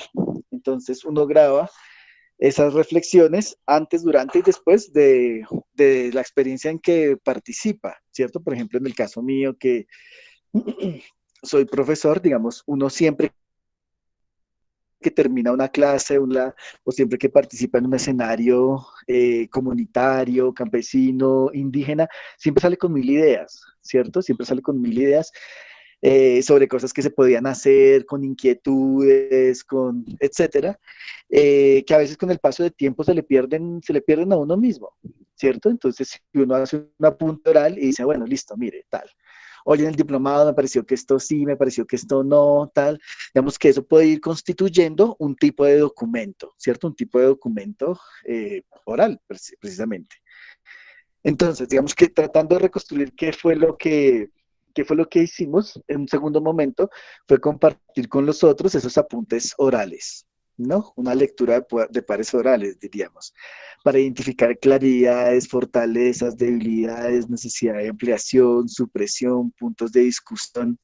Entonces usted tiene, digamos, varios apuntes orales, ¿cierto? Y puede hacer una síntesis, le sale una síntesis de 15 minutos, ¿no? Usted tiene varios apuntes orales, que es usted diciendo, por ejemplo, alrededor de un proceso, qué piensa, y etcétera, y usted los escucha y después graba un audio, qué sé yo, de 15 minutos, digamos, con una síntesis de esto. Y después se los pasa, digamos, a la gente cercana, para decirle, venga, ¿y usted qué piensa? ¿Qué piensa de eso? ¿No? Es una forma de trabajo con esa oralidad. En un tercer momento, identificar esas fuentes de las cuales surge nuestra práctica, ¿cierto? O nuestra idea, ¿sí?, y buscar fuentes que enriquezcan esa reflexión. Entonces, por ejemplo, uno dice, qué sé yo, leí algo en el periódico. Mi preocupación es, por ejemplo, lo que dice John, ¿no? Mi preocupación, pues yo voy a hacer un documento oral sobre, por ejemplo, eso, lo efímeras que eventualmente pueden ser algunas iniciativas colectivas o comunitarias, ¿cierto? Entonces John dice, ¿qué pienso de eso? ¿Yo qué pienso de eso? Y entonces hace un apunte oral, ¿no? Y se echa el cuento de, bueno, yo creo que es por esto, creo que tiene que ver con los momentos, digamos, que vive el país, pero también con la necesidad de satisfacer las necesidades básicas. La gente pues necesita trabajar y a veces no tiene tiempo para eso. La estigmatización, bueno, hace un apunte oral sobre eso, ¿cierto? Luego de que ha hecho varios apuntes orales, entonces él se escucha y crea uno solo. Y ese, digamos, lo comparte. Entonces lo comparte a gente cercana, le dice, mire, estoy pensando esto, ¿usted qué cree? ¿Cierto? Ya no como un audio, sino con la perspectiva de que sea un documento oral. Y después, digamos, si por ejemplo John busca en prensa sobre este tema, pues entonces, digamos, puede ir encontrando ideas complementarias que puedan sumar a ese audio, ¿cierto? Entonces puede decir en el audio, listo, yo pienso esto y esto y esto, por ejemplo, leí en la prensa estas 3 cosas y esto me hacen pensar, etcétera. Digamos que hubo un cuarto momento en esta experiencia que les cuento, que tuvimos en USME, que fue hacer esta articulación entre actores, ¿cierto? Ya no gente cercana, sino, digamos, gente de la comunidad, gente que hacía parte del proceso, ¿no? Primero, digamos, como entre la gente más cercana y después como entre la gente del proceso, y ahí, digamos, que se enriquecieron esas grabaciones, ¿sí?, que en ese momento, como les digo, eran con estas grabadoras que les llamamos de periodistas. Y un quinto momento, que es hacer públicas esas reflexiones y esas propuestas, ¿sí? Entonces, esas publicaciones orales, no como un paso a la escritura, sino como una publicación en sí misma, ¿no? Y pueden abrir nuevos géneros de oralidad. ¿cierto? En tanto práctica social en contextos académicos, barriales, comunitarios, que constituyan esas bibliotecas comunitarias orales o esas oralitecas.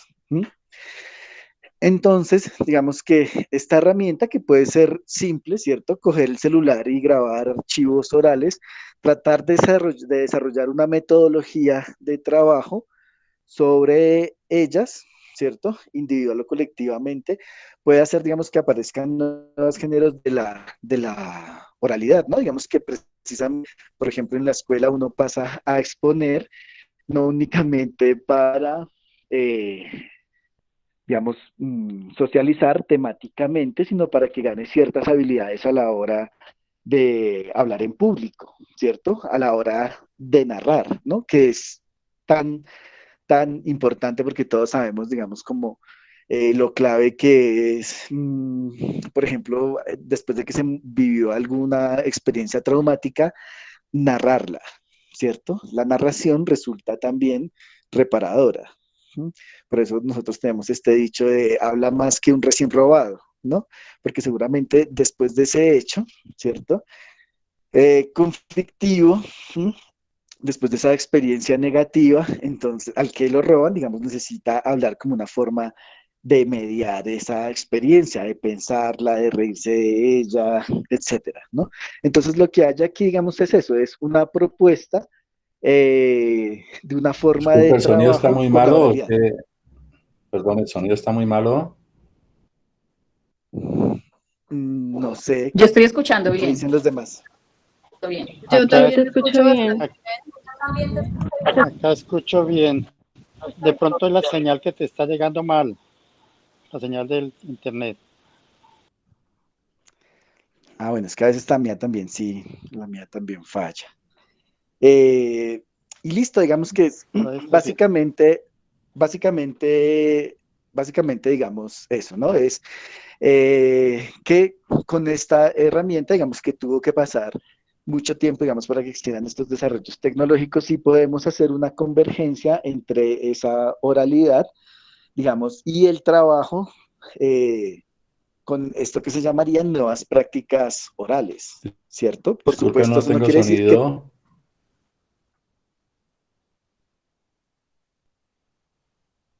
no, Nosotros estamos escuchando bien.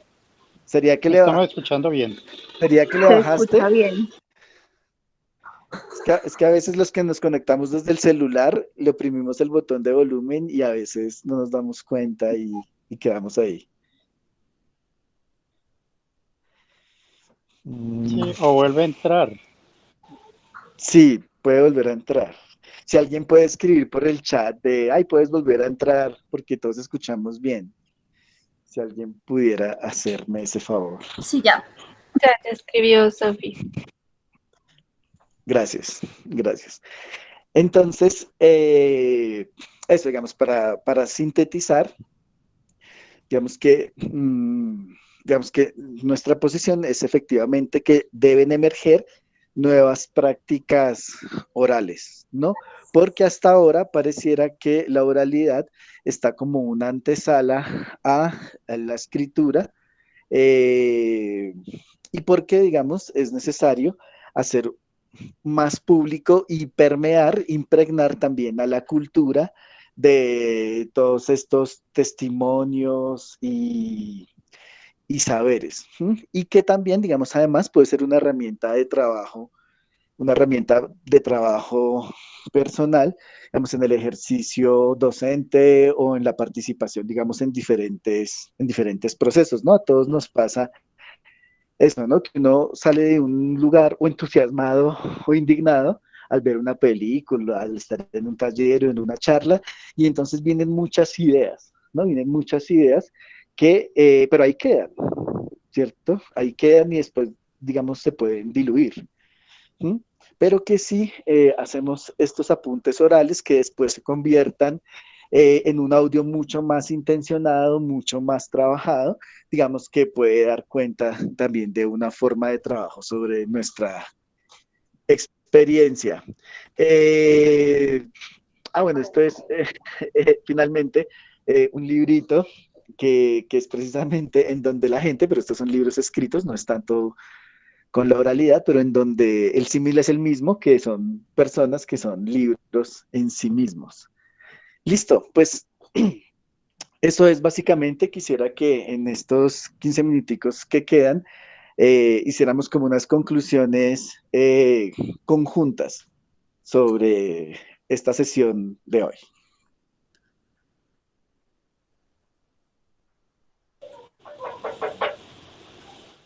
Pido la palabra.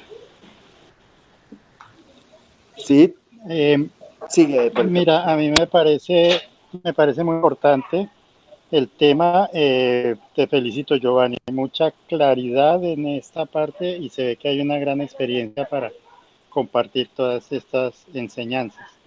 Quisiera recoger algo que me parece muy importante, es que definitivamente la escritura sí se convierte en una metodología o en una forma de generar mejores aprendizajes. Y lo aplicaría en lo siguiente. Cuando tú te formulas un presupuesto de gastos familiares o personales, lo puedes hacer mentalmente, pero si lo haces escrito, te va a generar mayor efectividad y posibilidades, por ejemplo, de cumplimiento. Entonces, desde ahí uno, si lo ha dicho, si lo tiene claro, está muy bien, pero si lo escribe, lo tiene más claro y se compromete más a cumplirlo, se compromete más con ese tipo de elementos que le van a permitir generar un mayor aprendizaje y también las posibilidades de mayores enseñanzas hacia los demás, porque pues uno enseña de acuerdo a lo que vive. Eso es, gracias. Gracias, Policarpo. ¿Quién más quiere hacer una conclusión? Lanzar una conclusión.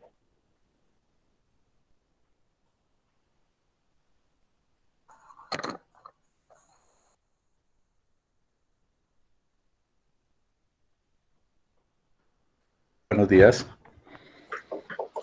Hola, Helder. Buenos días.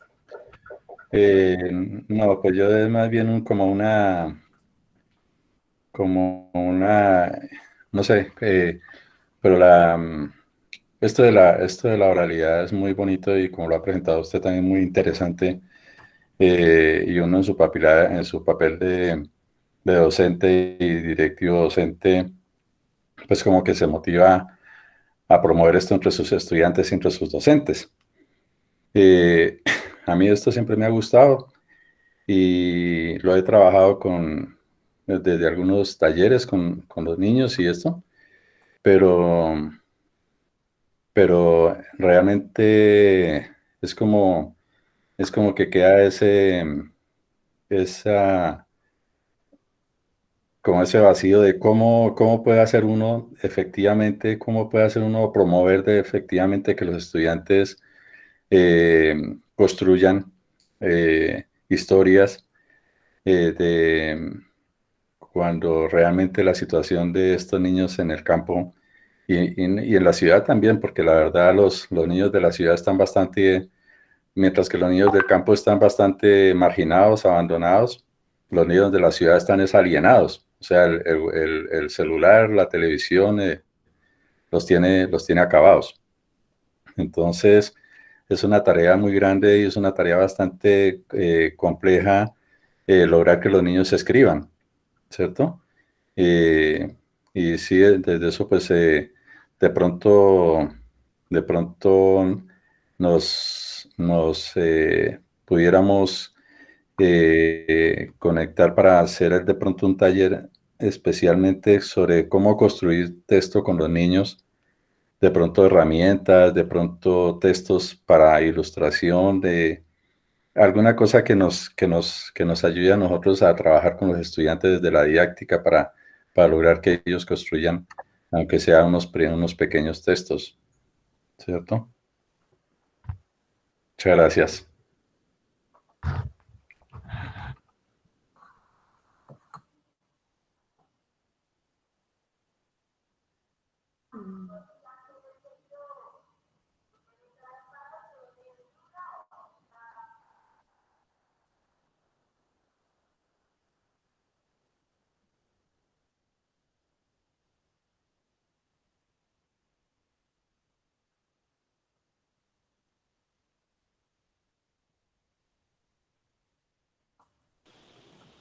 a mí me gustaría también terminar de complementar frente a la importancia que tiene la escritura de todos los hechos, ¿no?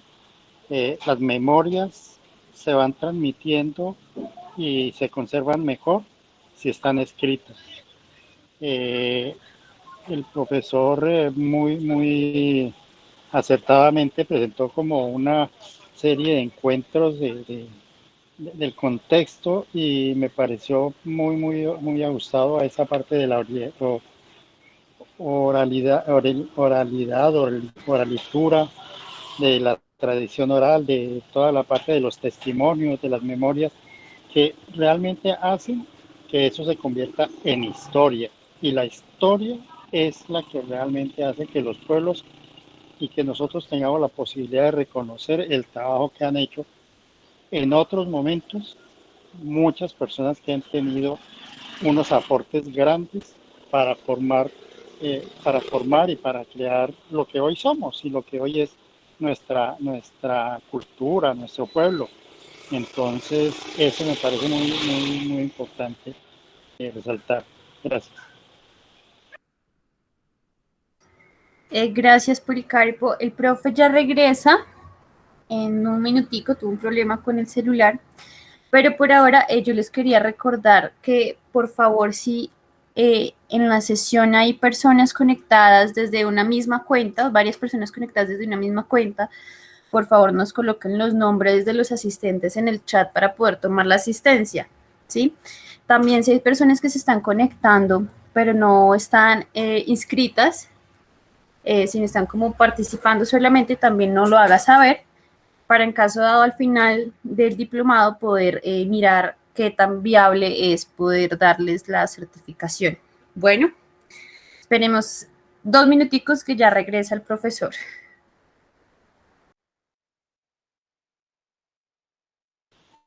Gracias, Sofía. Quisiera compartirles mi experiencia. Yo estaba como inscrito, no me interesa para nada la certificación, pero pues sí me interesa compartir y aprender de ustedes y de pronto, si es posible, pues de la misma manera aportar en algo. Me ha parecido muy importante este ejercicio pedagógico. Estoy muy contento y les cuento que ya me incluyeron dentro del grupo formal de los participantes. Entonces ya no estoy como solamente asistente, sino como compañero. Me ha parecido interesante y espero poder continuar. Gracias.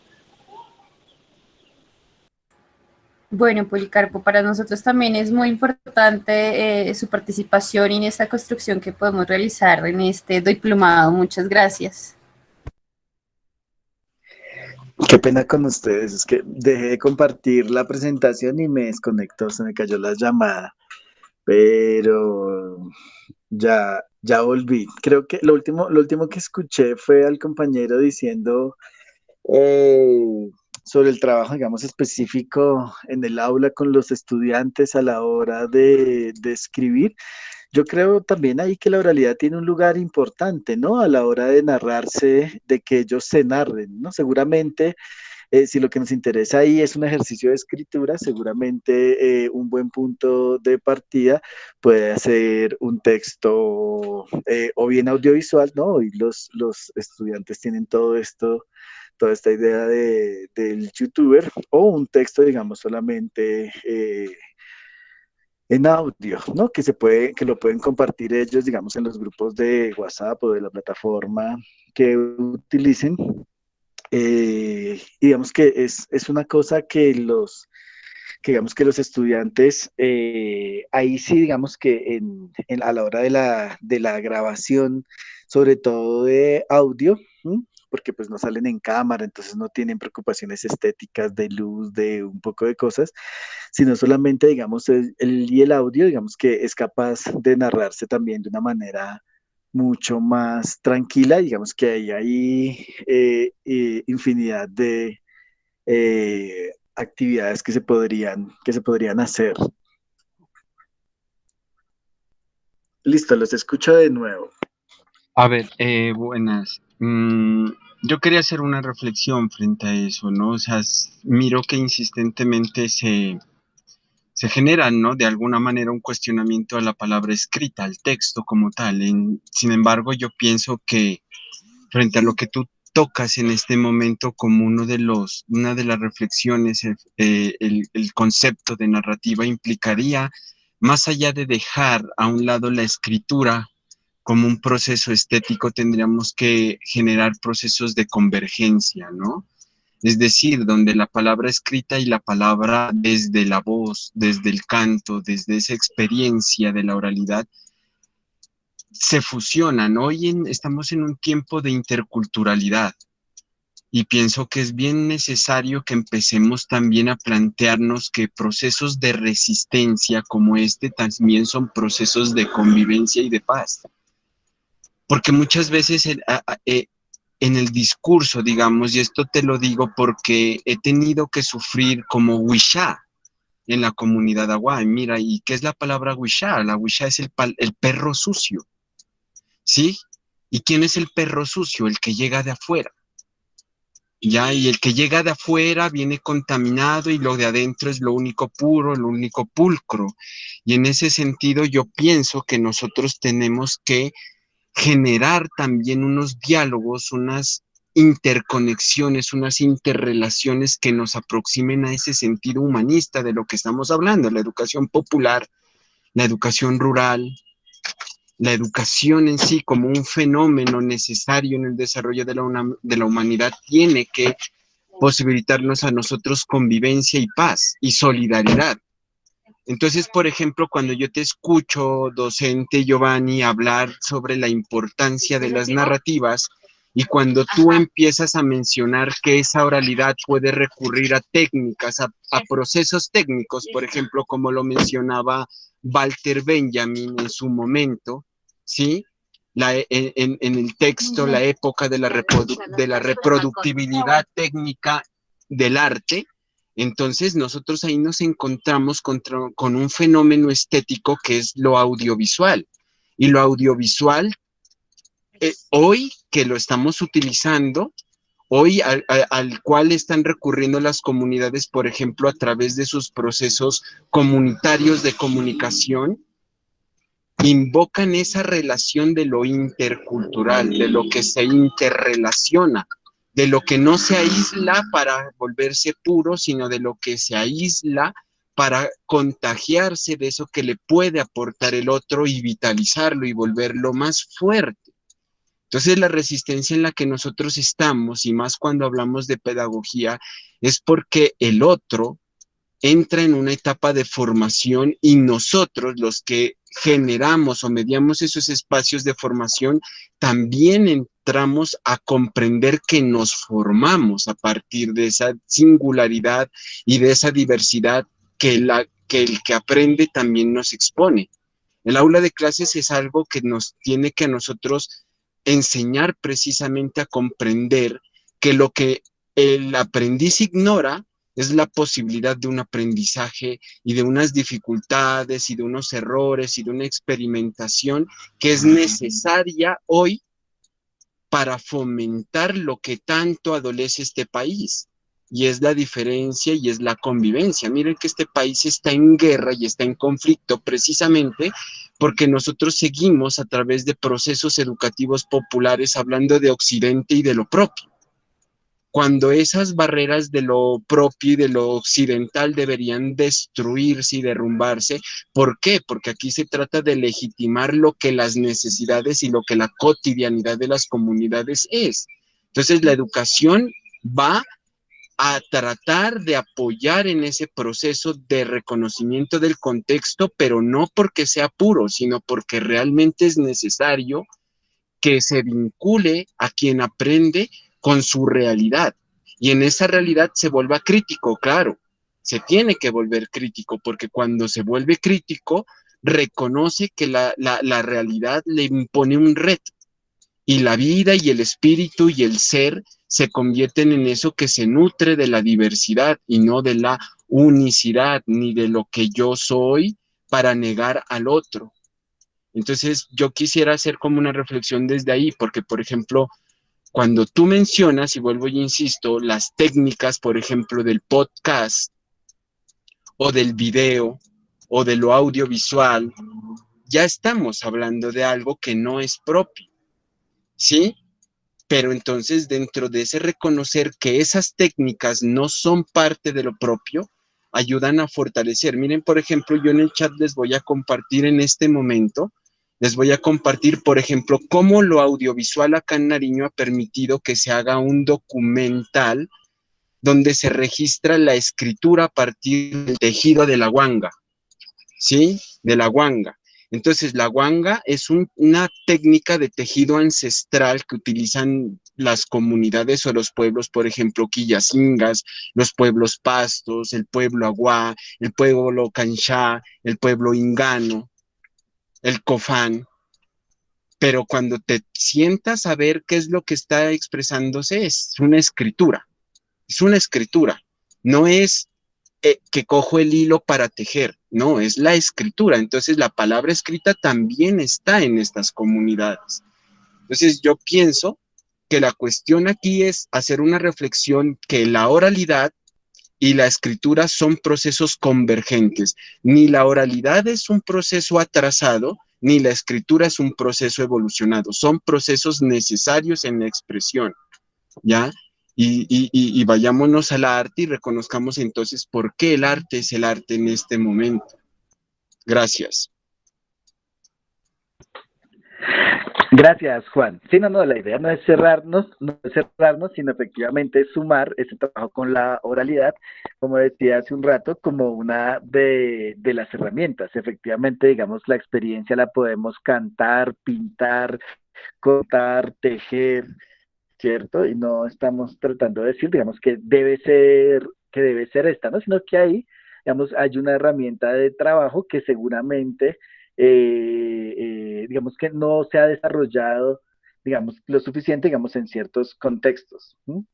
Muchas gracias, Juan, por esa reflexión tan profunda. Bueno, pues, listo. Lo dejamos ahí ya por la hora. Muchas gracias por su asistencia, por la atención y por la participación. Y entonces,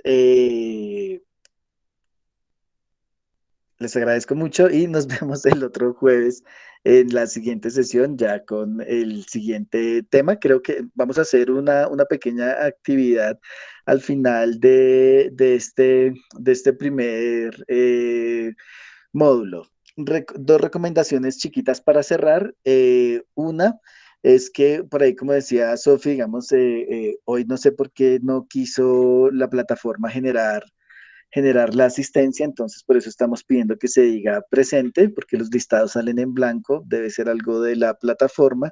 Eh, y la segunda es que, digamos, la idea es que nosotros estamos inscritos en el grupo 1 y 2 y a veces algunos aparecemos en las dos asistencias o estamos en el 2 y nos conectamos al 1, entonces lo importante es que digamos, estemos como en el grupo en que nos inscribimos para nosotros poder determinar, digamos, como si hay cupos libres y poder darle entrada a otras personas que están también opcionadas, pues en lugar de las que no están logrando asistir.